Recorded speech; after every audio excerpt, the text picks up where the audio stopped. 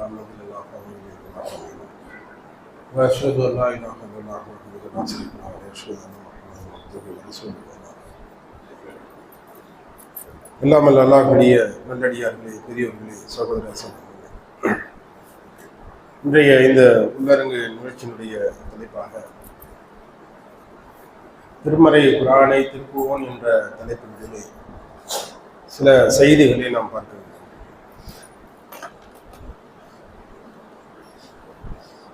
அல்லாஹ் ரப்பல் ஆலமீன் இந்த உலகத்திலே மனிதர்களாக நம்மை படைத்திருக்கிறார். இப்படி இன்றைக்கு அல்லாஹ் ரப்பல் ஆலமீனால் படைக்கப்பட்ட இந்த மனித சமூகம் இன்றைக்கு பல்கி பெருகி இன்றைய காலகட்டத்திலே 800 கோடி பேர் இருப்பதாக கணக்கெடுப்பு சொல்லியிருக்கிறார். இதிலே பெரும்பான்மையான சமூகம் எது என்று சொன்னால் கிறிஸ்துவ சமூகத்தை சார்ந்தவர்கள் சொல்லுகின்றார்கள். அந்த கிறிஸ்துவ சமூகத்தை சார்ந்தவர்கள் தங்களுடைய இறைமறை குர்ஆனாக இறைமறை வேதமாக எதை சொல்லுகின்றார்கள் என்று சொன்னால், நாமெல்லாம் அறிந்த பைபிள் என்று சொல்லக்கூடிய அந்த வேதத்தை தான் அவர்களுடைய வேதமாக சொல்லுகின்றார்கள். அதை மக்களுக்கு மத்தியிலே இதை நமக்குண்டான புனித நூலாக மக்களுக்கு மத்தியிலே அறிமுகப்படுத்துகின்றார்கள்.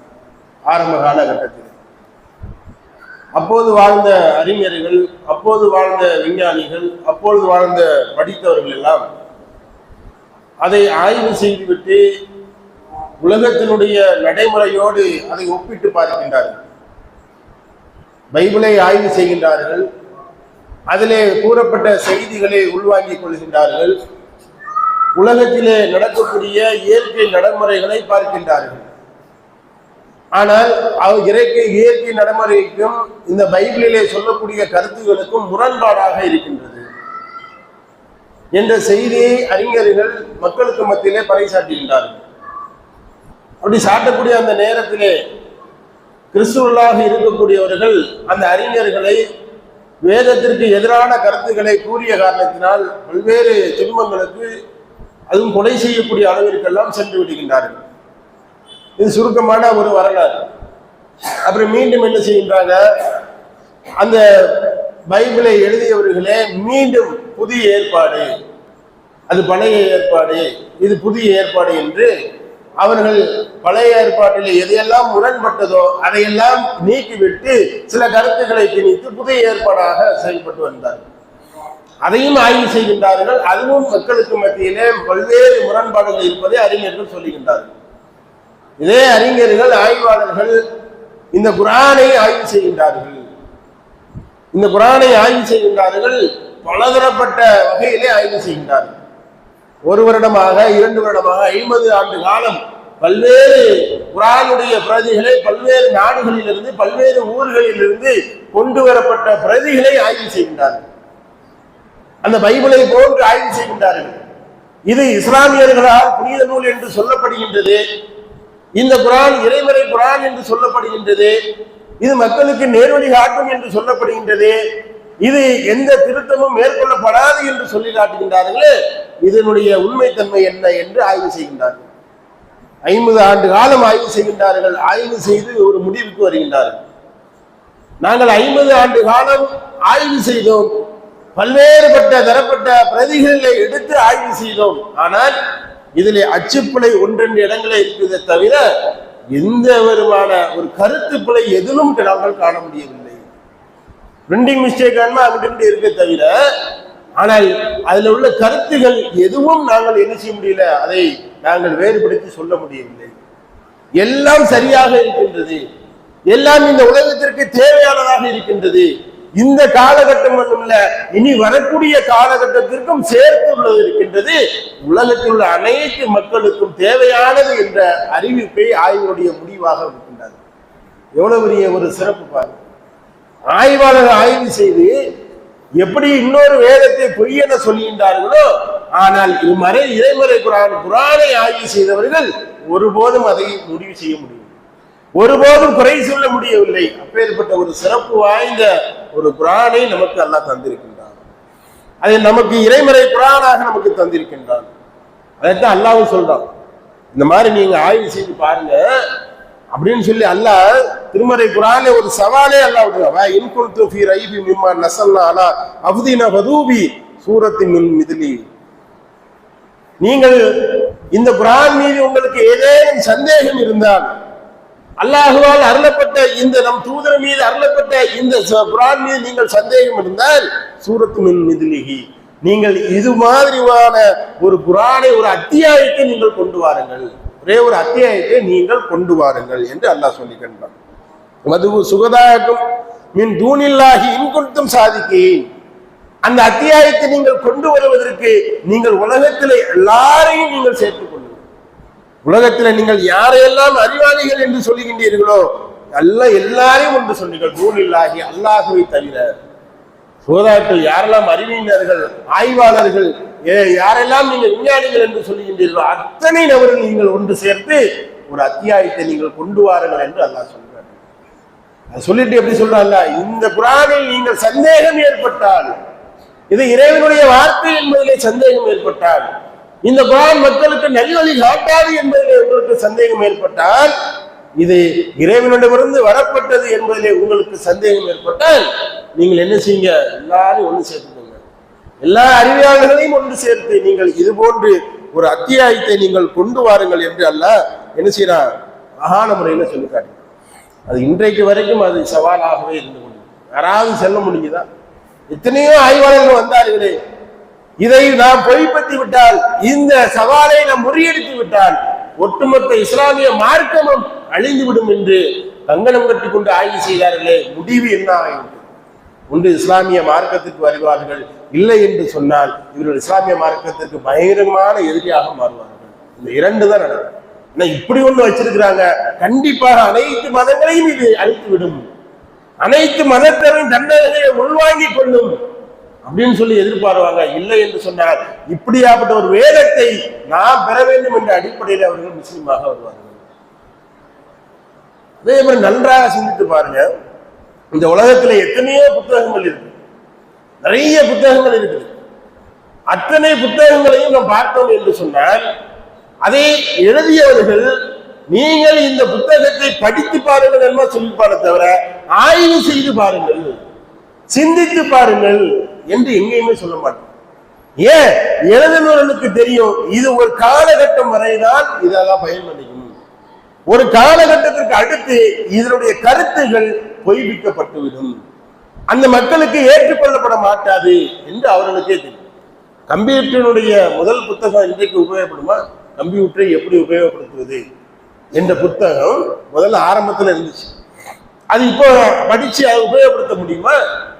அப்போ அதை என்ன செய்ய, காலத்துக்கு ஏற்ப மாற்ற வேண்டும். அதை சிந்திக்க முடியாது, ஆய்வு செய்ய முடியாது, அதை எந்த காலத்திலும் பயன்படுத்த முடியாத ஒரு புத்தகங்களை தான் மனித சமூகம் எழுத முடியும். ஆனால் அல்லாஹ் ரப்பல் ஆலமீன் சொல்ற இந்த குர்ஆனை நீங்கள் சிந்தித்து பாருங்கள். எல்லா இடங்களிலும் சொல்றோம், எல்லா இடங்களிலும் சொல்றோம். ஒரு இடங்கள் விடாம அல்லாஹ் சொல்ற அஃபலாய தத்தபருல் குர்ஆன், நீங்கள் இந்த குர்ஆனை நீங்கள் ஆழ்ந்து சிந்திக்க வேண்டாமா, கவனிக்க வேண்டாமா? எவ்வளவு அழகா சொல்ற, எவ்வளவு தைரியமா அல்லாஹ் சொல்ற பாருங்க. அதை ஏற்றுக்கொள்ளக்கூடிய தைரியம் இந்த மனித சமூகத்திற்கு இருக்குதா? அதை நாம உள்வாங்கி இருக்கிறோமா?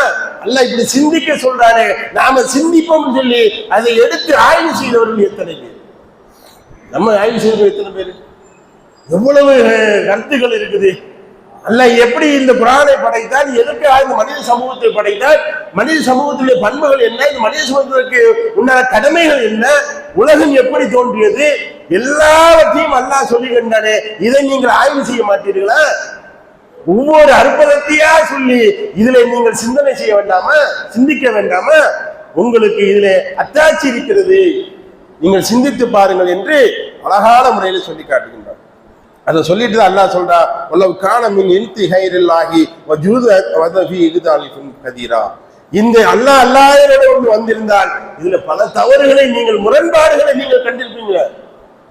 இது அல்லாஹ்வோடு வரலன்னு வைங்க, இதுக்குள்ள என்ன சின்ன பின்னமா ஆக்கியிருக்க மாட்டீங்க, இல்ல முரண்பாடுகள் இருக்குன்னு சொல்லி நீங்க இந்த உலகத்துக்கு அறிவிச்சிருப்பீங்களே, ஏன் உங்களால முடியல? சிந்திக்க மாட்டீங்களா? எத்தனை ஆண்டு காலமாச்சு இந்த குர்ஆன் இந்த உலகத்திலே வழங்கப்பட்டு. அல்லாஹ் இப்படி ஒரு தவறான ஒன்று இருந்தால், ஒரு செய்தி இருந்தால், இதுல முரண்பாடு இருந்தால், அல்லது இதை மனிதர்கள் எழுதியிருந்தால், அல்லது இறை தூதர்கள் எழுதியிருந்தால் இந்த காலத்துக்கு ஒத்துக்கொள்ளாம இருந்திருக்கணுமே. இதுல பல்வேறு முரண்பாடுகள் இருந்திருக்கணுமே. கிறிஸ்துவர்கள் நம்பிக்கை கொண்ட பைபிளை கொண்டு முரண்பாடுகள் இருக்கணுமே, காலத்திற்கு ஏற்றார் போல எழுதியிருக்கணுமே. ஆனால் எந்த ஒரு எழுத்தையும் மாற்ற முடியலையே, எந்த ஒரு வசனத்தையும் மாற்ற முடியலையே, எதையும் கூட்ட முடியல, எதையும் குறைக்க முடியல, எந்த ஒன்றையும் செய்ய முடியாம இருக்கிற. ஏன்? அதுதான் அல்லாஹ்வுடைய வேதம், அல்லாஹ்வின் புறத்திலிருந்து வந்திருக்கிறது என்பதற்கு மிகப்பெரிய சான்று இதுதான். இதை பொய்ப்பிக்க முடியவில்லை என்பதுதான் இது மிகப்பெரிய ஒரு சான்றாக இருக்கின்றது. அதே போன்று இந்த குர்ஆனுடைய சிறப்புகளை நாம் பார்த்தோம் என்று சொன்னால், கொஞ்சம் சிந்தித்து பாருங்க. இந்த உலகத்துல எத்தனையோ புத்தகங்கள் இருக்குது, ஆனால் அதை வாசிப்பதனால ஏதாவது ஒரு நன்மை இருக்குமா? எந்த புத்தகத்துக்கும் அப்படி ஒரு நன்மை கிடையாது. இந்த உலகத்துல எத்தனையோ புத்தகங்கள், தத்துவ புத்தகங்கள், அவர் எழுதினது, இவர் எழுதினது. அவர் 40 ஆண்டு காலம் உட்கார்ந்து எழுதினாரு, 5 வருஷமா உட்கார்ந்து எழுதினாரு. அவரை மாதிரி ஒரு பெரிய சயின்டிஸ்ட் யாருமே கிடையாது. அவர் எழுதின புத்தகம் இது, அப்படியெல்லாம் சொல்லி படிக்கின்றார்களே, அதை படிப்பதனால ஏதாவது நன்மை உண்டா அப்படின்னு கேட்டா எந்த நன்மை இருக்கு? வாசிப்பதனால ஒருத்தர் இப்ப நீங்க தினத்தந்தி படிக்கிறோம், வாசிப்பதனால எந்த நன்மை உண்டா? நீங்க நான் ஒரு பக்கத்துக்குள்ள படிச்சுட்டேன், எனக்கு 100 நன்மை இருக்கு அப்படின்னு சொல்ல முடியுமா? எந்த ஒரு புத்தகமா இருந்தாலும் சரி, அதை ஏன் நம்ம ஹதீஸ் எடுத்துக்கோங்க, ஹதீஸ் எடுத்துக்கோங்க. புகாரில படிப்போம், முஸ்லீமை நம்ம வாசிக்கிறோம், கிதாபுகளை நம்ம வாசிக்கிறோம். அதுல படிப்பதனால ஏதாவது நன்மை இருக்குதா? ஒரு ஹதீஸை வாசிப்பதனால நன்மை எதுவும் இல்லை, மாறாக அதை உள்வாங்கிக் கொண்டு அந்த கருத்தை செயல்படுத்துவதன் மூலமாக நன்மை இருக்குது. ஆனால் இந்த புத்தகம், இந்த குர்ஆன் இருக்கின்றது, இந்த குர்ஆனை வாசிப்பதாலே அல்லாஹ் நன்மை தரும். வாசிக்கிறோம், அதை பின்பற்றல, அதனுடைய கருத்தை உள்வாங்கல, எதுவுமே செய்யல, வெறுமனே வாசிக்கின்றோம். அதற்கு அல்லாஹ் பல 100 மடங்குகளை அல்லாஹ் நன்மைகள் வைத்திருக்கின்றோம். அலிஃப் லாம் மீம் என்பது ஒரு வாக்கியமாக இருந்தால் கூட அதை தனித்தனியாக அல்லாஹ் பிரித்து, அலீஃபுக்கு ஒரு 10 நன்மை, மீமுக்கு ஒரு 10 நன்மை, லாமுக்கு ஒரு 10 நன்மையை அல்லாஹ் இந்த மனித சமூகத்திற்கு படிப்பதனால், ஓதுவதனால் இந்த மனித சமூகத்திற்கு ஒரு நன்மை இருக்கிறது என்று சொன்னால், புத்தகத்தை வாசிப்பதனால் இந்த மனித சமூகத்திற்கு நன்மை பயன் இருக்கிறது என்றால் அது குர்ஆனை தவிர வேறு எதுவுமே இல்லை, எதுவும் இல்லை என்பதை நாம் என்ன செய்ய முடியும், சொல்ல முடியும்.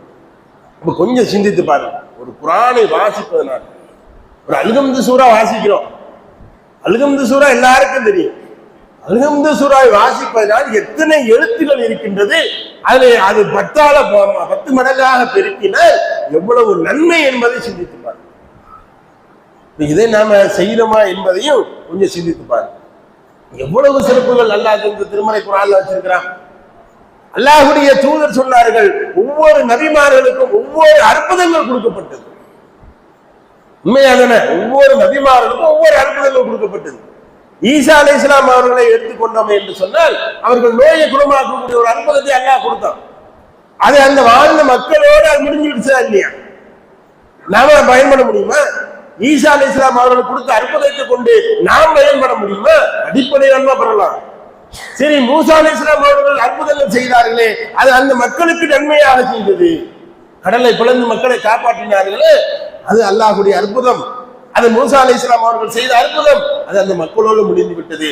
நமக்கு அதுல பாடம் வேண்டுமானால் இருக்கலாம், அதனால நமக்கு இப்ப பயன் உண்டா?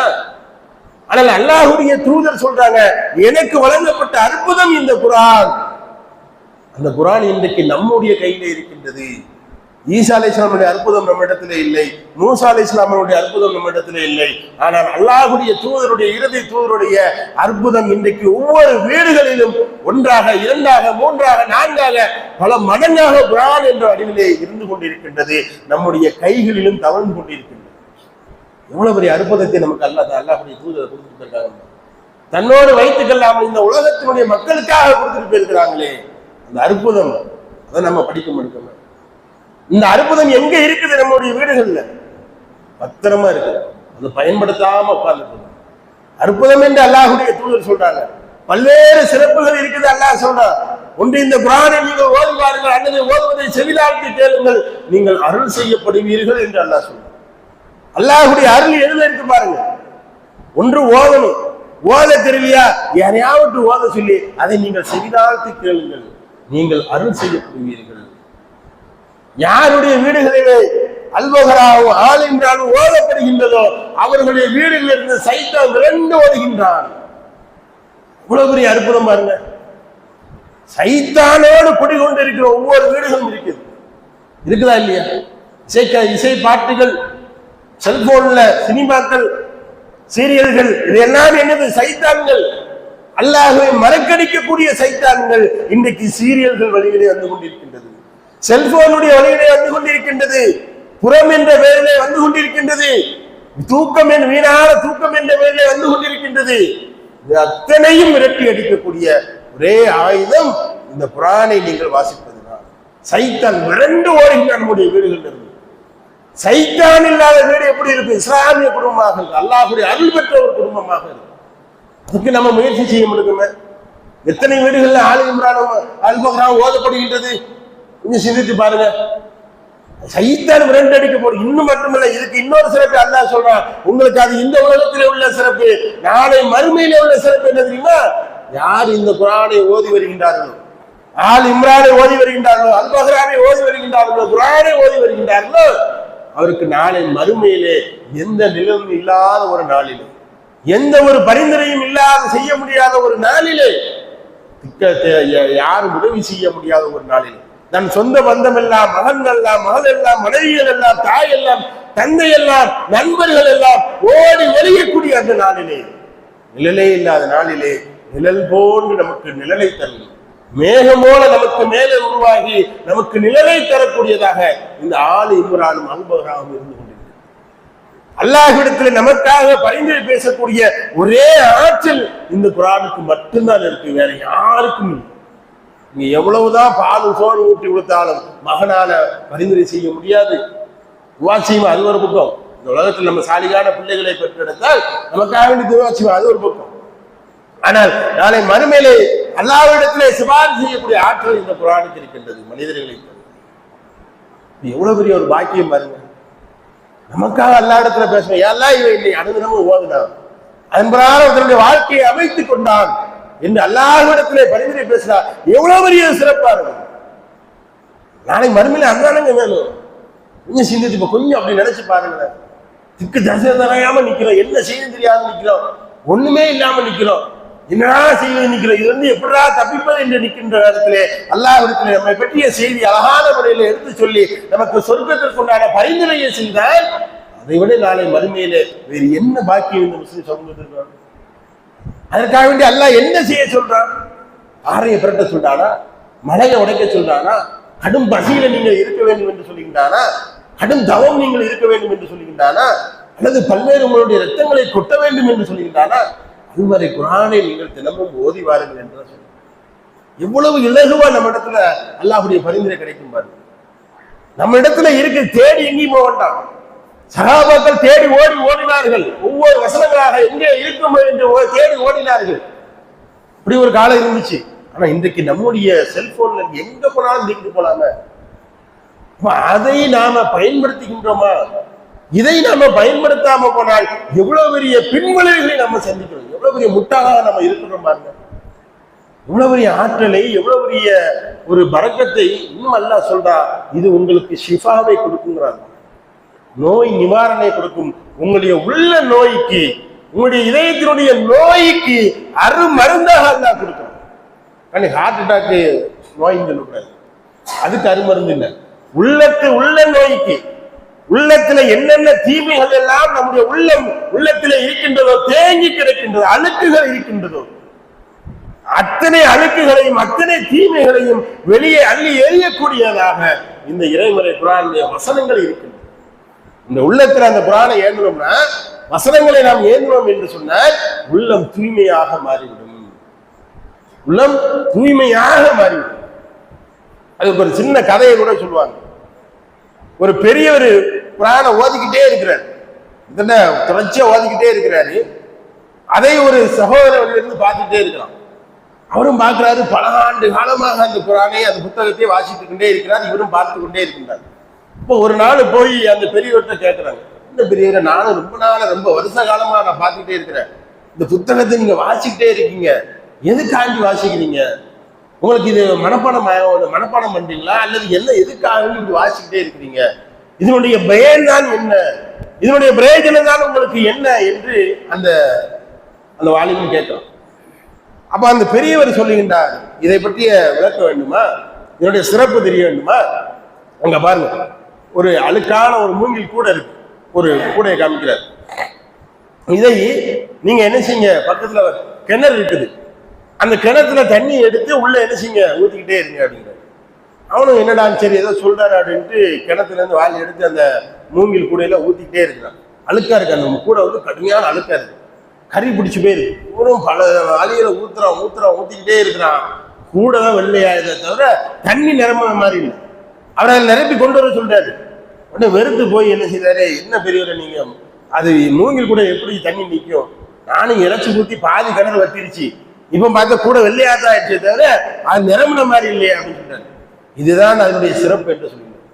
இந்த குரானை நான் முழுவதுமாக ஓடுவதனால் என்னுடைய உள்ளம் சுத்தமாகின்றது, தினமும் ஏறக்கூடிய அழுக்குகள் தீமைகள் என்னிடமிருந்து விலகி வருகின்றது என்று அழகான முறையில அவர் விளக்கம் சொல்றார்.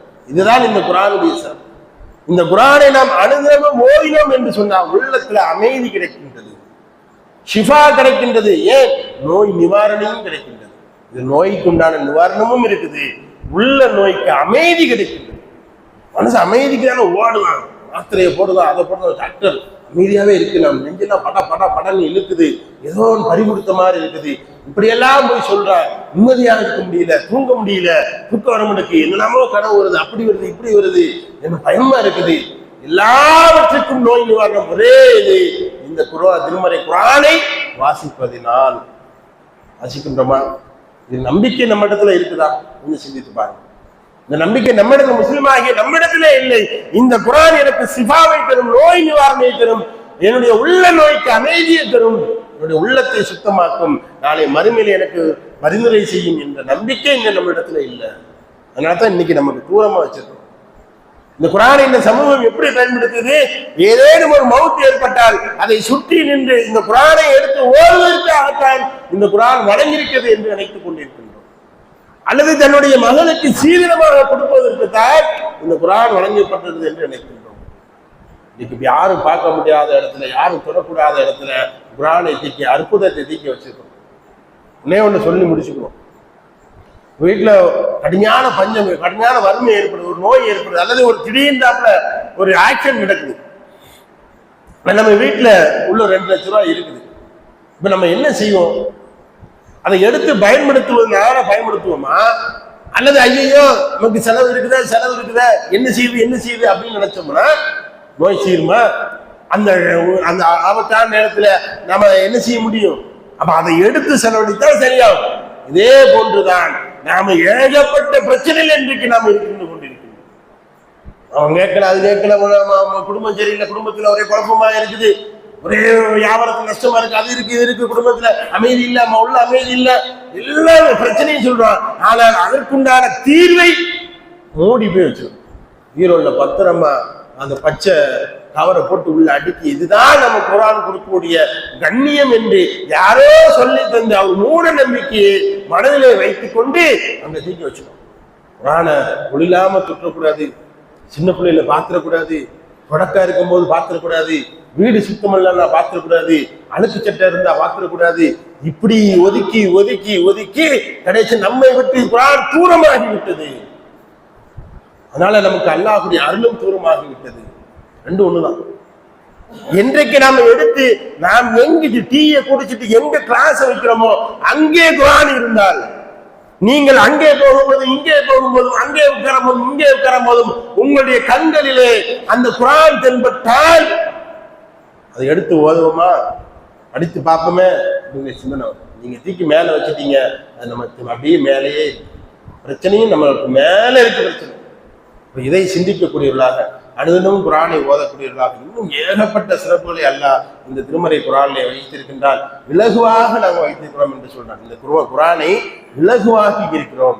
யாராலும் படிச்சு பார்க்க முடியாத அளவுக்குலாம் இல்லை.